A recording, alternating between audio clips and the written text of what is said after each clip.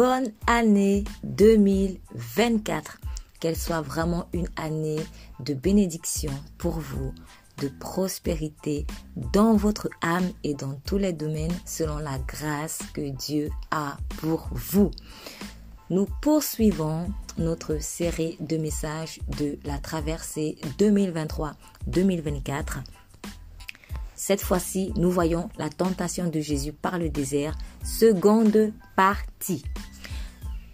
Je vous invite à écouter la première partie dans un podcast précédent dont vous verrez le lien dans le résumé.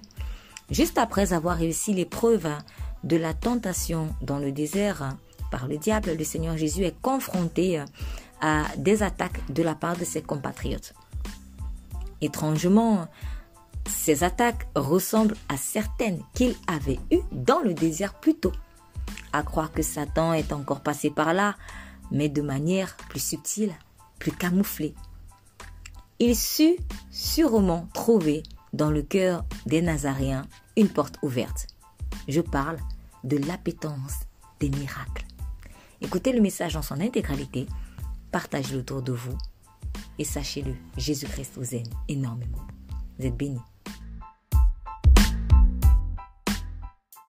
Nous revenons dans Luc chapitre 4, je disais.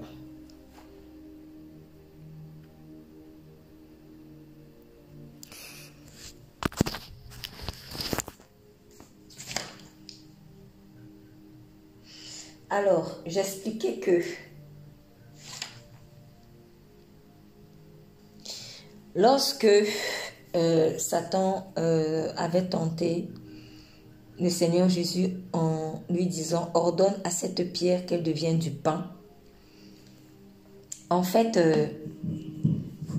c'était quelque part une façon de tellement rabaisser Jésus. Peut-être que d'aucuns ne verront pas ça comme ça. Mais pour ma part, j'ai eu vraiment le sentiment de mépris. Mais alors là, de mépris. Parce que, en fait, cela montre la bassesse du diable. Cela montre la bassesse du diable. Pourquoi? Jésus n'a pas approuvé à un incrédule. Parce qu'il dit, si tu es le Fils de Dieu, allez, transforme ça en pain. Ça ne vous fait pas un peu penser à des tours de magie qu'on voit dans des spectacles là? En fait, c'est ça. Donc, on dirait que lui, il croit que Jésus, c'est un showman, quoi. Il vient faire du show, il vient faire du spectacle, il transforme et tout. Fils de Dieu, et tu le ramènes à ça. On dirait que c'est un jeu, en fait. C'était un jeu, même si ce n'était pas un jeu pour lui, Satan, mais c'est vraiment rabaisser Jésus à ce point. Jésus n'a pas approuvé à un incrédule, de surcroît foncièrement rebelle. Alors, je relis juste une note. Jésus n'a pas approuvé à un incrédule, de surcroît foncièrement rebelle, qui a déjà vu de ses propres yeux la puissance glorieuse de Dieu, puisqu'il était avant Lucifer, ange de lumière. Il n'a pas approuvé ça. Qu'il est le Fils de Dieu sur la base d'un simple miracle de transformation de pierre en pain, dont la satisfaction, la phrase un peu longue, dont la satisfaction s'arrêtera au ventre, sans impact conséquent sur le cœur ou l'esprit qui doit être régénéré. Je reprends. Pour ma part, dire à Jésus, ordonne, si tu es le Fils de Dieu, ordonne à cette pierre qu'elle se transforme en pain. C'était une façon de tellement rabaisser Jésus-Christ. Ça montrait en tout cas pour ma part la bassesse du diable. Jésus n'a pas approuvé à un incrédule, de surcroît foncièrement rebelle, qui a déjà vu de ses propres yeux la puissance glorieuse de Dieu puisqu'il était ange de lumière, qu'il est le Fils de Dieu sur la base d'un simple miracle de transformation de pain, de pierre en pain. Pourquoi? Donc, la satisfaction s'arrêtera au ventre, sans impact conséquent sur le cœur ou l'esprit qui doit être régénéré. Ce n'est pas parce que quelqu'un t'a vu transformer une pierre en pain que son cœur va changer. Ce n'était pas ça qui allait changer le cœur de Satan. Je ne sais pas ce qu'il cherchait. D'ailleurs, il y a une remarque que j'ai faite, c'est que c'est la même pince. C'est la même pince que ses compatriotes lui ont lancée plus tard à Nazareth. Quand on va un peu plus bas, dans Luc 4, chapitre 23, vous allez voir que la chronologie, en tout cas personnellement, elle m'a intéressée parce que une fois que Jésus-Christ, une fois qu'il était tenté, il est parti, il est sorti du désert, il est retourné en Galilée.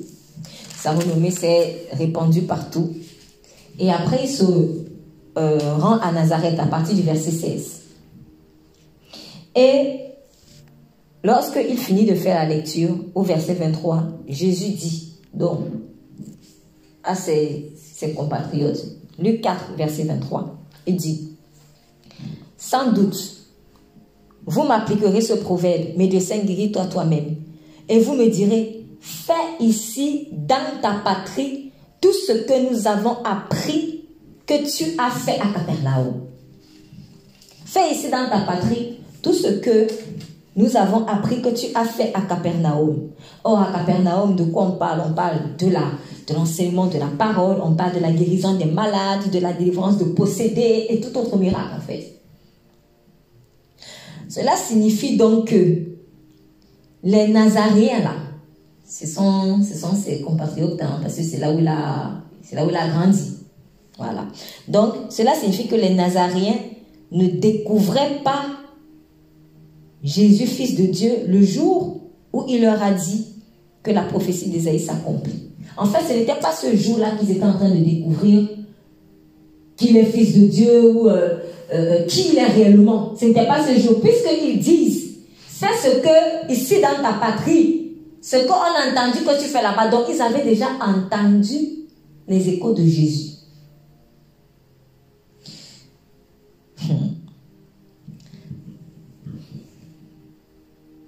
Je vais essayer de dire les choses autrement.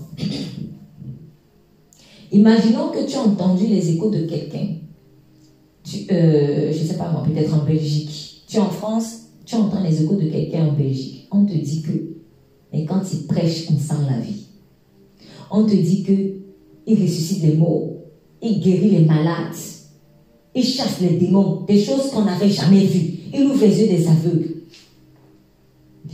Quand il arrive maintenant dans ton quartier, il arrive dans ton pays, jusque dans ton quartier, mais en fait, tu sais déjà à peu près qui il est.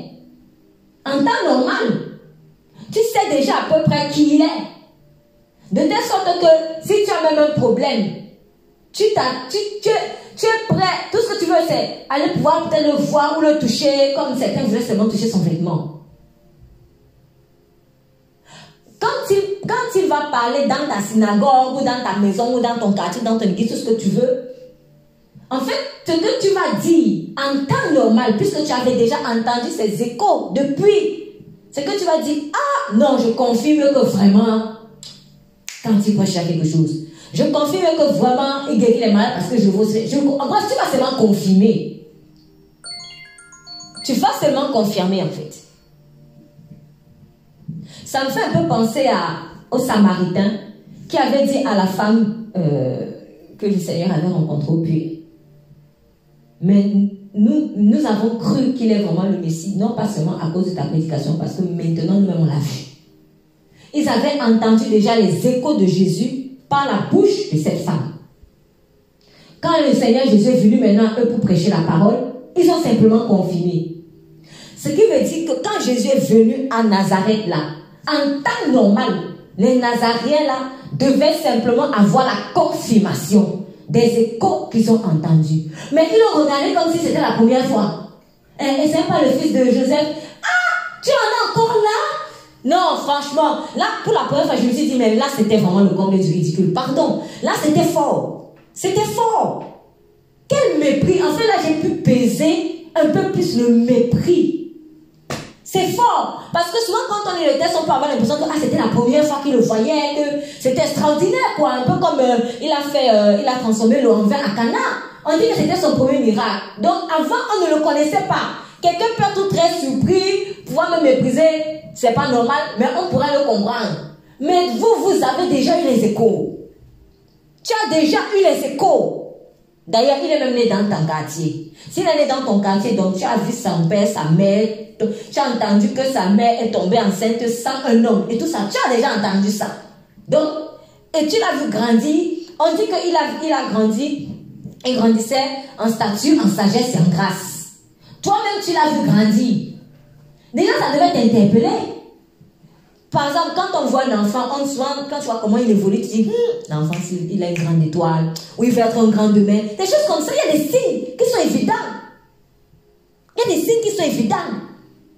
Bon, maintenant, ça ne suffit pas. Même le signe de la main de Dieu sur sa vie, ça ne te suffit pas. Il va ailleurs. Là-bas, il fait des choses extraordinaires. Tu entends bien les échos. Peut-être même tu as vu un malade qui a guéri. En tout cas, tu as entendu les échos.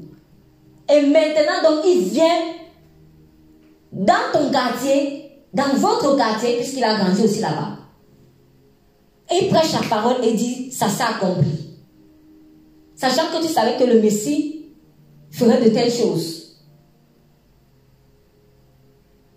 Et là, ils ont encore trouvé le courage de le mépriser. Donc, leur rejet de Jésus et le mépris qu'ils avaient eu à son égard à cause de la familiarité était purement conscient et volontaire. En fait, pour moi, c'était ça. Je dis, quand on lit rapidement, on peut avoir l'impression que c'est la première fois, mais attention, quand ils disent « fais à Capharnaüm ce que tu as fait ici », là, ça montre que tu savais qu'il avait déjà fait ça. Mais tu peux encore le courage de lui dire, ah, c'est le fils de Joseph et tout ça. Bref, de le mépriser. Donc, ça montre que là, le mépris, c'était conscient et c'était volontaire. C'était surtout une persistance dans l'entêtement, car leur cœur aurait pu déjà être préparé à l'accueillir après avoir entendu ce qu'il faisait déjà ailleurs.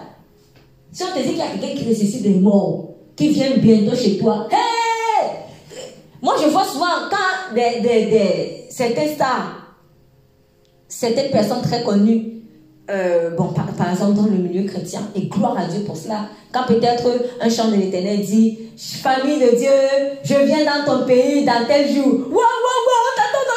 Attends, je vois souvent sur les réseaux sociaux là, on attend la personne n'est jamais venue dans ton pays. Mais parce que tu as entendu les échos de son ministère ailleurs, en fait ton cœur est préparé.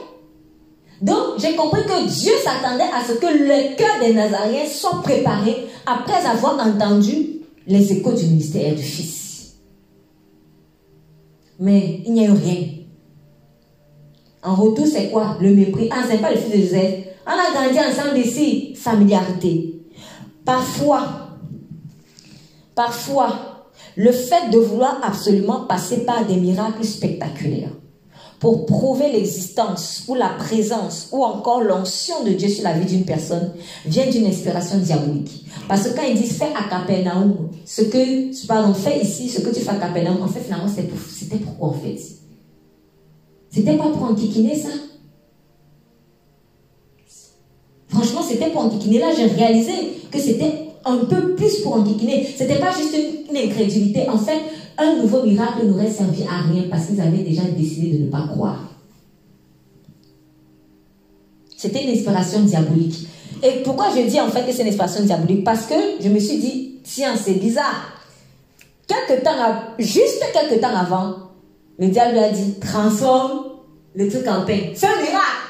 Peu après, comme par hasard, on lui sort la même chose. Ils n'ont pas parlé d'eux-mêmes, j'en suis sûre. Ils n'ont pas parlé d'eux-mêmes. Surtout maintenant, voyant l'état des cœurs aussi dur, non, ils n'ont pas parlé d'eux-mêmes. Et il y avait Satan dans l'air. Donc, souvent, Dieu estimera qu'il a déjà donné suffisamment de preuves pour convaincre. Et il n'en fera pas plus en attendant qu'on lui obéisse en vain. Il n'en fera pas plus. C'est pour cela qu'il n'a rien fait là. J'ai compris. J'ai compris.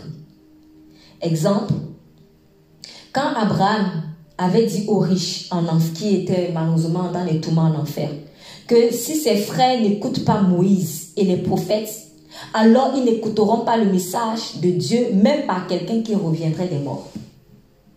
Ça, c'est dans Luc 16, verset 31. Donc, le riche avait dit, oh, Père Abraham, envoie mes frères, envoie Lazare. Il a dit, ils ont déjà Moïse et les prophètes, ils ont dit, non, non, non, si quelqu'un ressuscite des morts, là, ils vont écouter. Il a dit, s'ils n'écoutent pas Moïse et les prophètes, même si quelqu'un ressuscite des morts, ils ne vont pas écouter. Dieu ne va pas donner plus de signes que ça. Qu'est-ce que tu veux d'autre? Qu'est-ce que tu veux d'autre? Donc, Dieu ne donnerait pas aux frères de ce riche d'autres messagers que ceux qu'il avait déjà envoyés. Voilà. Luc 11, verset 29. Il y a aussi Luc 11, verset 29, où Jésus dit, cette génération est une génération méchante. Alors, si on l'a dans Luc 11, verset 29, là, c'était des gens qui disaient, oui, maître, on veut voir des miracles. On veut voir des miracles. Et puis Jésus répond, cette génération cette génération est une génération méchante. Elle demande un miracle. Il ne lui sera donné d'autre miracle que celui de Jonas. Cette phrase dit beaucoup de choses. Cela signifie d'abord même que le fait de demander de nouveaux miracles là souvent, quand Dieu en a déjà fait suffisamment, c'est de la pure méchanceté. En fait, ce sont les cœurs méchants qui font ça. Prouve-moi que, Seigneur, c'est comme Satan. Si tu es le Fils de Dieu, toi tu n'avais pas déjà vu qu'il était le Fils de Dieu, tu n'as pas vu comment il est né. Qu'est-ce que tu veux de plus? Si tu ne crois pas en une conception aussi miraculeuse, c'est une transformation de pierre en pain que tu vas croire. Faut passer ta housse. Là, il n'y aura pas de miracle. Il n'y aura pas de miracle. Dieu ne va pas se rabaisser comme ça pour un cœur aussi incrédule, quoi. Et foncièrement méchant. Incrédule même tout coup, bon. Mais méchant, là, c'est que tu es méchant, en fait. Tu es méchant, en fait, tu prends Dieu pour, je sais pas, un showman. Quelqu'un qui vient faire un magicien. Voilà, un magicien. Pour toi, ce qui t'intéresse, c'est le spectacle. Mais c'est une question de vie ou de mort éternelle. Et tu ne crois pas en la conception miraculeuse. Il n'y aura pas d'autre. Donc, il ne faut pas me demander de transformer la pierre en pain. Ça ne sert à rien. Donc, souvent, là, le fait de demander des nouveaux miracles, là, en fait, c'est la pure méchanceté, tout simplement. En fait, la personne exige des miracles seulement pour déranger, pour faire perdre du temps et de l'énergie, peut-être pour se vanter même du fait qu'elle ait poussé Dieu à prouver qu'il est Dieu. Or, c'est de la tentation. Tu pousses Dieu à prouver qu'il est pour moi que tu es Dieu. En fait, c'est un peu cet état d'esprit. Pour moi que tu es Dieu. Pour moi que tu es Dieu. Non. Ça là, il résiste aux orgueilleux aussi. Par ailleurs, toujours dans Luc 11, 29, dans Luc 11, 29, où il dit, cette génération est une génération méchante, elle demande un miracle, il ne lui sera donné d'autre miracle que celui de Jonas. Donc, dans Luc 11, 29, Jésus parle à ses compatriotes. Juste après qu'une femme lui ait dit, heureux le sein qui t'a porté, heureuses les mamelles qui t'ont allaité, il répondit, heureux plutôt ceux qui écoutent la parole de Dieu et qui la gardent. Juste avant, il y a une femme qui lui sort ça. Après, quelques minutes plus tard, on vient lui dire, fais un miracle. Demande un miracle. Jésus est en train de parler à ses compatriotes. Et juste après avoir remis une femme, on va dire à sa place, sûrement très poliment, comme le Seigneur répond. Et il remit de l'ordre donc en disant, heureux plutôt ceux qui écoutent la parole de Dieu et qui la gardent. En fait, pourquoi il y a cette chronologie-là? C'est-à-dire d'un côté, celle qui veut donner la gloire à la maman, parce que c'est ça en fait. C'est comme si elle disait, oh franchement, si indirectement, hein, c'est un peu ça le sous-titre, si j'avais été ta maman, waouh, j'aurais été bien. Et en fait, en lui répondant comme ça, le Seigneur dit, mais en fait, je vais répondre, mais c'est ça, puisqu'il a dit de lui-même aussi ailleurs. Si tu suis la parole de Dieu, tu vas être ma maman en fait. Parce que mon père, ma mère, mes frères, ce sont qui? Ceux qui font la volonté de mon père. Ce n'est pas celle qui m'a donné le sein. Ah! Il a fallu que Marie donne sa vie à Jésus-Christ pour qu'elle soit sauvée. Le seul allaitement charnel ne peut rien, parce que ce qui est né de chair est chair, ce qui est né d'esprit est esprit. Donc c'est là où j'ai compris que souvent ce sont des réclamations familiales qui viennent subtilement en fait t'attaquer, attaquer ton ministère. En fait, mais ils se cachent, mais d'une manière, ils vont essayer de tout faire pour se camoufler, mais ils sont mis à nu. Ce sont des réclamations familiales souvent qui viennent pour essayer de pervertir ton ministère. Fais un miracle. Tu n'as pas fait le miracle chez nous. Tu as seulement fait le miracle chez les autres. Il faut aussi ici chez nous. Si chez vous, là, vous n'avez pas reçu le miracle, vous n'en aurez pas d'autres. Dieu en a donné suffisamment. Tout ce qui vous reste, c'est la repentance. Et ce n'est pas une question de mamelle qui allaite. Là, ce n'est pas une question de pitié. On ne blague pas avec l'enfer. On ne blague pas avec l'enfer. On n'est pas sauvé parce qu'on est la maman de quelqu'un. On est sauvé parce qu'on a donné véritablement sa vie à Jésus. Et ne crois pas que ta maman va être sauvée parce qu'elle est ta maman et que tu as donné ta vie à Christ. Ta maman va être sauvée si elle fait le choix personnellement de donner sa vie à Christ. Et ton intercession là, c'est pour que Dieu la maintienne dans la grâce, qu'elle ne meure même pas avant son temps.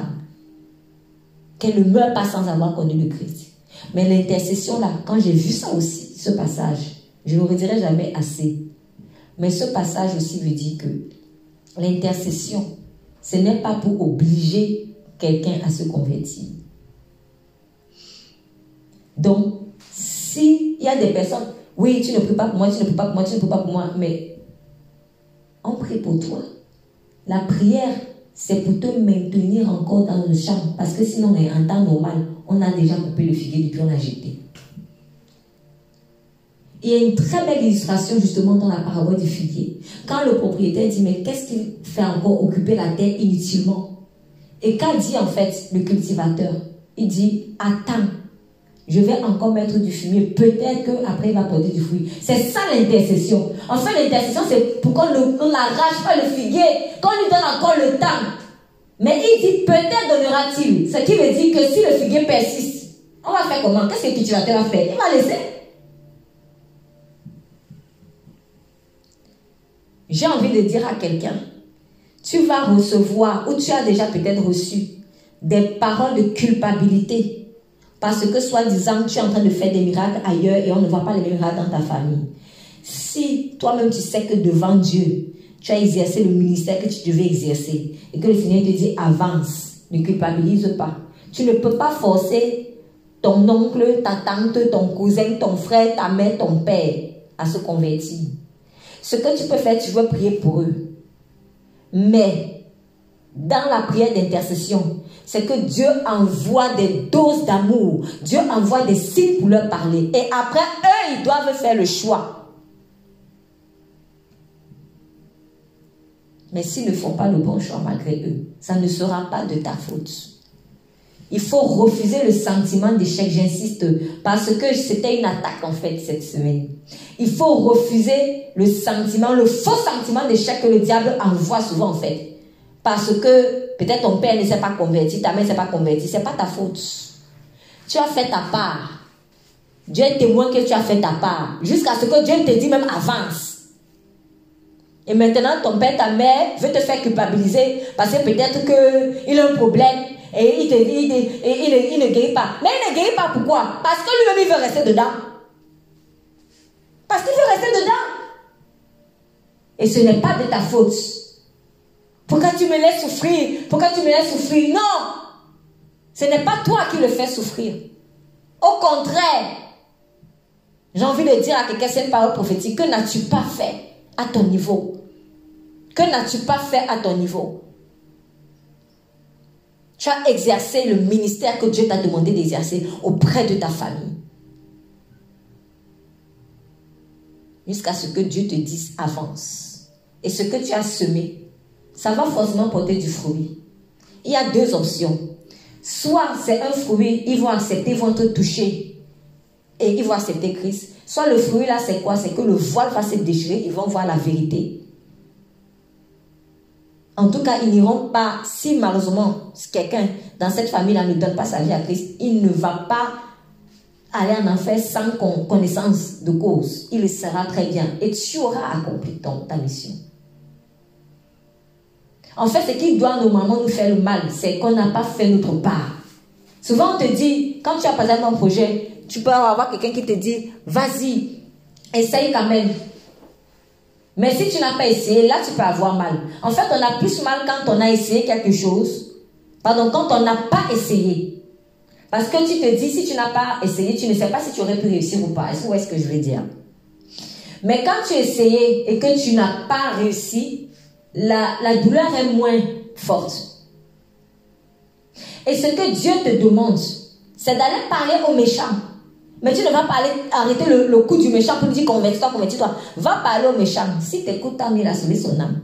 Mais maintenant, si tu ne lui parles pas et qu'il se perd, là, Dieu va te réclamer son sang. Donc, tu as exercé ton ministère dans cette famille, ou peut-être tu continues de l'exercer. Ne te mortifie pas parce que les gens s'entêtent. Ne te mortifie pas. Il y a des gens qui croient que, à l'heure si, comment on dit ça? Que le salut de sa famille, ça dépend de lui, comme si en fait c'est lui qui allait à la croix. Il y a une nuance. Dieu te demande d'intercéder pour ta famille. Mais tu n'es pas le sacrifice de ta famille. C'est Jésus-Christ qui est le sacrifice.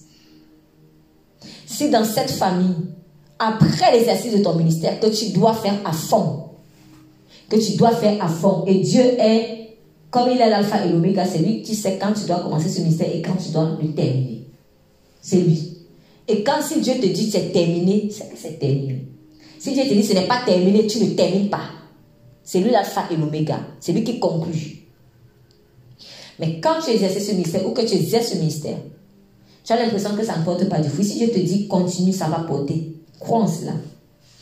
Mais si, et je dis pour certains, parce que peut-être on n'en parle pas assez, il y a des personnes, ils ont prié pour leur famille. Et peut-être certains sont venus à Christ, peut-être d'autres ne sont pas venus. Peut-être ils n'ont pas vu vraiment du tout. Ah, j'ai vu des cas comme ça. Il y a des cas comme ça où il n'y a eu pratiquement rien. Il ne faut pas culpabiliser si tu as exercé ton ministère à fond. Parce qu'il y a des gens foncièrement entêtés. Et on n'en parle pas assez, je trouve. Peut-être que je me trompe. Mais je vois plus des personnes en fait qui culpabilisent d'autres. Ouais, mais c'est parce que tu n'intercèdes pas. Mais c'est parce que Dieu a dit. Il faut faire attention. Je dis toujours, il y en a qui sont en enfer aujourd'hui. Est-ce qu'ils n'avaient pas des familles, également une famille pour prier pour eux? Pourquoi ils sont en enfer en fait? Il ne faut pas culpabiliser. Quand tu as fait vraiment ta part, si tu n'as pas fait ta part, là c'est grave, là c'est autre chose. Là c'est chaud, hein. Là tu risques d'avoir les sang de quelqu'un si t'aimais. Ça c'est pas bon. Mais quand devant Dieu, quand même tu sais que tu as fait tout ce qui était en ton pouvoir, alors refuse la culpabilité du diable. Et si cette famille vient te lancer des pierres, si on voit que tu es en train de faire telle chose là-bas, faut aussi chez nous. Ne rabaisse pas à ce point. Sache que Jésus l'a vécu. Et c'est ça la bonne nouvelle. Jésus a porté le joug des gens qui sont culpabilisés par leurs compatriotes, par leur famille, parce que leur ministère fleurit à l'intérieur. Dieu peut envoyer toute sa puissance. Ça, je le dis souvent. Dieu peut envoyer toute sa puissance. Mais si le cœur de la personne dit la puissance ne va pas, ça ne va pas agir. Mais quand le cœur est disposé, tu vois qu'on a puissance à agir en fait. Si quelqu'un veut garder son démon, tu ne peux rien faire. Si quelqu'un veut garder son démon, tu ne peux rien faire. Parce qu'il veut garder son démon en fait. Tu ne peux pas obliger quelqu'un à se convertir. Même l'Esprit de Dieu n'oblige pas. Si l'Esprit de Dieu ne n'oblige pas à la conversion, qui sommes-nous en fait? Tu ne peux pas. Ce n'est même pas de l'amour. Ça, ce n'est pas de l'amour. Peut-être que si tu forces, c'est pour te glorifier toi-même. Parce que là où Dieu ne force pas, on ne force pas. Donc, exerçons notre ministère dans le vrai amour qui ne s'impose pas. Les gens doivent venir à Christ en pleine conscience, dans le libre arbitre et non pas dans la contrainte. Et s'il y en a qui ne veulent pas de Christ, ne porte pas cette culpabilité-là. C'est une fausse culpabilité. Fausse, doublement fausse, parce que la culpabilité déjà en elle-même n'est pas bien, même quand on a fait quelque chose de mauvais. Dieu vient nous sauver, il nous libère, on se repent, il nous libère. Mais il y a des fausses culpabilités. C'est que tu as même bien fait les choses et on vient encore te faire croire que tu as mal fait. Qu'est-ce que Jésus n'avait pas fait pour les Nazaréens? Mais il voulait encore d'autres miracles. Donc on n'est pas sauvé parce qu'on a allaité Jésus, mais parce qu'on l'a écouté et on a gardé sa parole. Ce ne sont pas les mamelles qui font la gloire d'un homme ou son salut, mais c'est sa vie pratique. C'est la vie pratique de la parole de Dieu chez cette personne. Donc, en reprenant ses compatriotes sur l'exigence d'un miracle, Jésus leur a opposé le modèle de la reine de Midi et de Ninive, qui s'était convertie à la seule entente de la sagesse divine au travers de Salomon pour la première et de la prédication de Jonas, prophète de Dieu. Parce que vous voyez, il dit dans le verset 31, la reine de Midi se lèvera.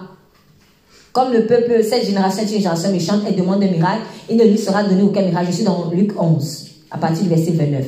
Car de même que Jonas fut un signe pour les Ninivites, de même le Fils de l'homme sera un signe pour cette génération. La reine du Midi se lèvera au jour du jugement avec les hommes de cette génération et les condamnera, parce qu'elle vint des extrémités de la terre pour entendre la sagesse de Salomon. Et voici, il y a ici plus que Salomon. Les hommes de Ninive se lèveront au jour du jugement avec cette génération et la condamneront parce qu'ils se repentirent à la prédication de Jonas. Et voici, il y a ici plus que Jonas. Alors, qu'est-ce que ça veut dire? Remarquez, chez Ninive, est-ce que Jonas a fait un miracle là-bas? Un miracle de guérison d'un malade, résurrection d'un mort? Non, Jonas n'a pas fait ça. Il n'a fait que prêcher la parole. Ninive s'est repenti. Et ça m'a touché. Je me suis dit, mais en fait, Seigneur, on est là en cours. Oui, Seigneur, fais un miracle. Et là, il va voir que... souvent, oui, Dieu peut faire ça. Mais souvent, Dieu va dire non. Souvent, Dieu va dire non. La seule prédication de la parole est largement suffisante en temps normal. Pour te convaincre. Même Ninive, des grands méchants comme ça, là. Des grands méchants comme ça. Et on n'a pas prêché une seule... C'est-à-dire, on n'a pas fait des années de prédication. Jonas est venu la prêcher, Ninive s'est converti. La reine du Midi, est-ce que Salomon avait fait un miracle de résurrection d'un mort, délivrance d'un possédé? Salomon avait-il fait ça? Non. Ce n'était que la sagesse de Dieu qu'elle écoutait. Elle était touchée. C'est pour ça que Jésus est en train de leur reprendre. Il dit, mais vous êtes mes compatriotes. Vous avez entendu mes échos. Jonas a seulement prêché. Et Jonas n'était même pas moi. Jonas, prophète, mon envoyé, l'a prêché. Ninive s'est converti. La reine du Midi, elle a quitté le fin fond du Midi pour venir jusqu'en Israël, pour écouter la sagesse. Et moi, je viens carrément à vous. Vous me demandez encore un miracle. Après tout ce que j'ai prêché, vous voulez quoi d'autre? Vous n'aurez pas d'autre miracle que la résurrection. Il n'y en aura pas d'autre. Donc, le point commun supplémentaire entre la reine du Midi et Ninive, c'est-à-dire, déjà le premier point commun, c'est qu'ils se sont repentis juste après avoir écouté la parole. C'était largement suffisant. Le deuxième point commun, c'est qu'ils étaient étrangers aux compatriotes de Jésus. Ils venaient de très loin. Ninive, c'était loin d'Israël. Le Midi, c'était loin aussi. Et pourtant, le seul message de l'évangile les a convertis. Ceux-mêmes qui physiquement, d'un point de vue charnel, parce qu'on va dire qu'ils avaient le même sang, israélites aussi, comme le Seigneur Jésus. Donc ceux qui, d'un point de vue physique et d'un point de vue charnel, parce qu'ils ont le même sang, étaient proches de Jésus, bon, même sang entre guillemets, parce qu'on sait que le Seigneur Jésus avait un sang, voilà, pur. Hein. Voilà, on va dire compatriote si vous voulez, mais en tout cas, ceux qui étaient proches de Jésus physiquement ne se sont même pas laissés convaincre, malgré tout ce qu'ils avaient vu comme gloire dans son ministère. Ils n'auront donc pas d'autre miracle que la résurrection de Jésus en qui ils devront croire s'ils veulent être sauvés. En attendant, le ministère de Christ avance. Au Midi, à Ninive et même en Syrie, parce qu'à un moment donné, le Seigneur Jésus a dit, il y avait beaucoup de lépreux en Israël, mais c'est seulement c'est seulement Naaman le Syrien qui était guéri. Il y avait des veufs en Israël, Mais Élie fut envoyé à Sarepta qui était même la ville de Jézabel. Oui! La ville de Jézabel.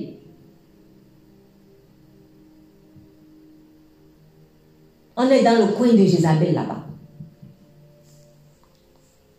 Elle n'a pas été envoyée vers une veuve. Pardon, Élie n'a pas été envoyé vers une veuve d'Israël. Donc, si même toi qui es proche physiquement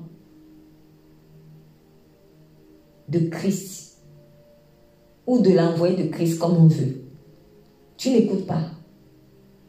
Mais tu demandes encore le miracle, d'autres preuves.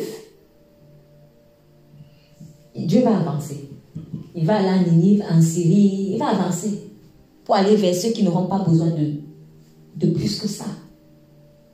Parce qu'il y a des choses, tu n'as pas besoin de plus que ça en fait.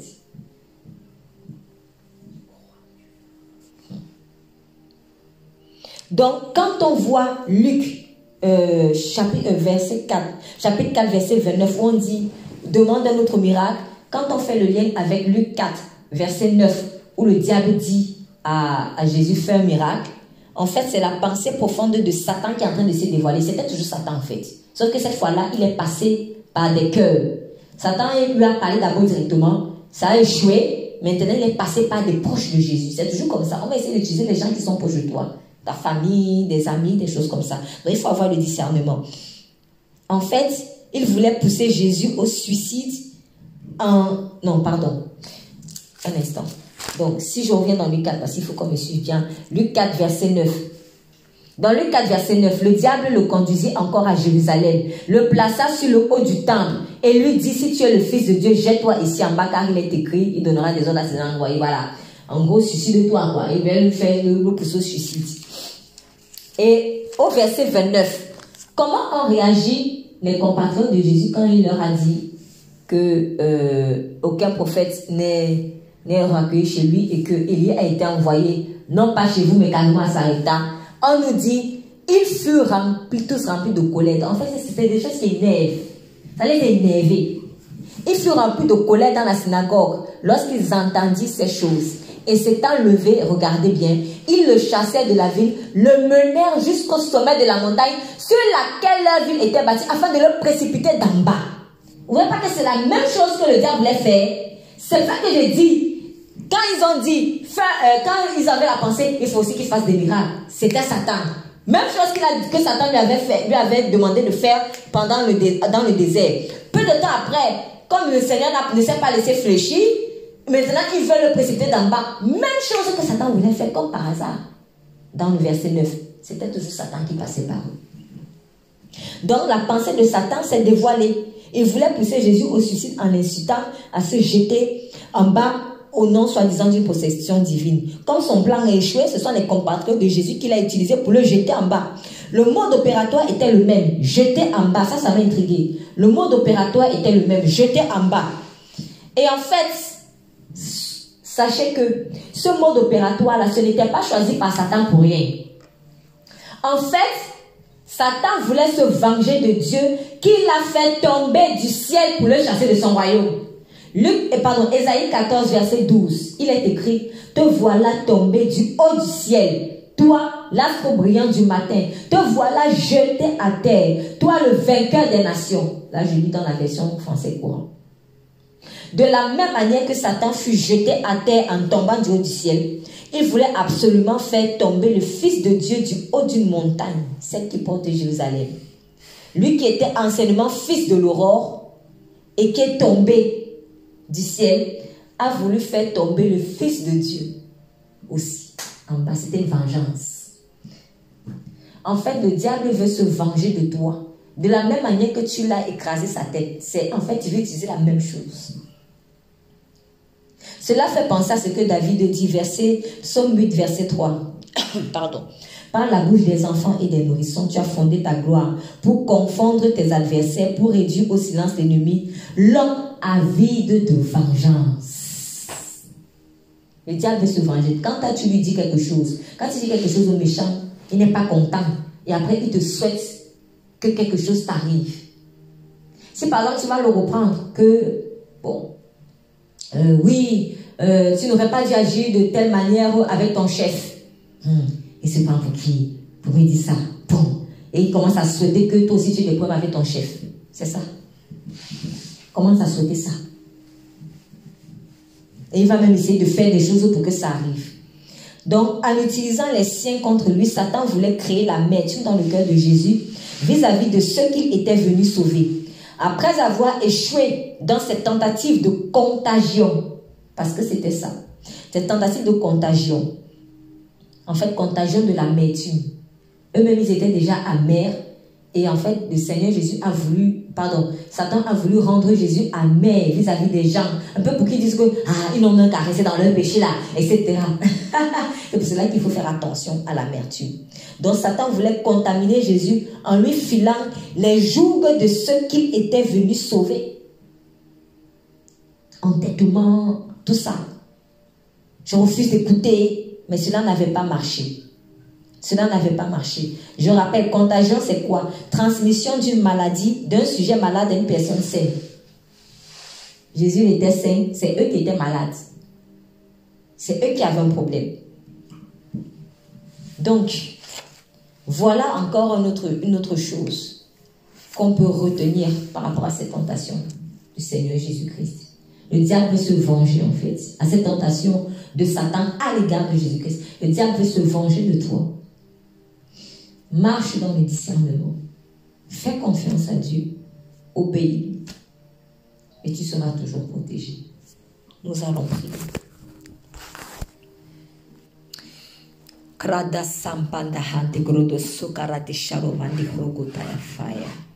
Merci Saint-Esprit.